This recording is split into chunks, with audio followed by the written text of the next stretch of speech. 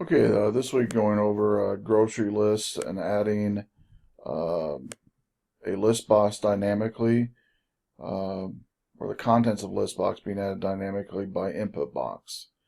So we create a new project, add a new list box to the form, and double click on the bar here at the top of your form. It'll take you to the form load of the app. Declare an integer, in this case num.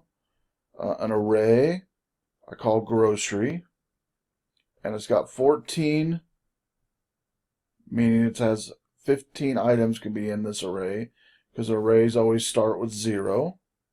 It's going to do a loop, a for loop, for num equals 0 to 14, so it's going to loop it 15 times, from 0 to 14.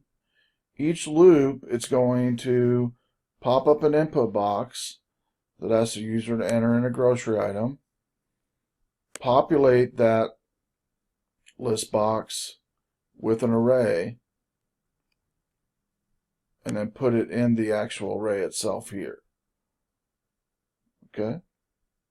And so this is a very common way to use an array here. So populating it here. And one of the other things too could occur here, even though I'm putting it in the same one, because it's literally being added into the list box as the array is being added here. I'm going to show you two ways this can be done. So let me go ahead and start the app. And I'm just going to go ahead and put in here numbers so you can see instead of the actual lettuce, tomato, things like that. I'll just put numbers in here.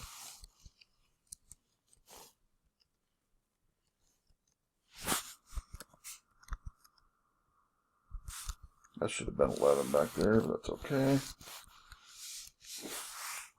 Okay, so here's the 15 items used with this code here. Then what I could do is I could take and duplicate this for loop.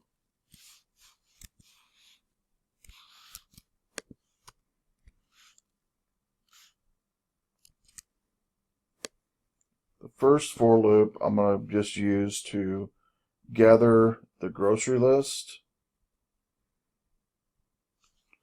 The second for loop I'm going to populate the list box from the gathering of the array. So this one here actually will gather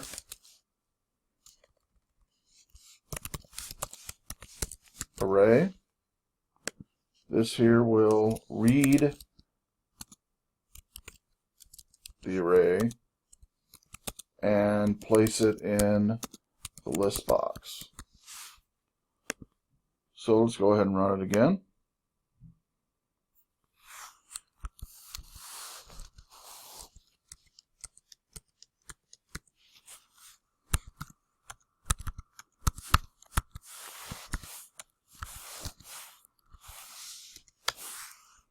All right.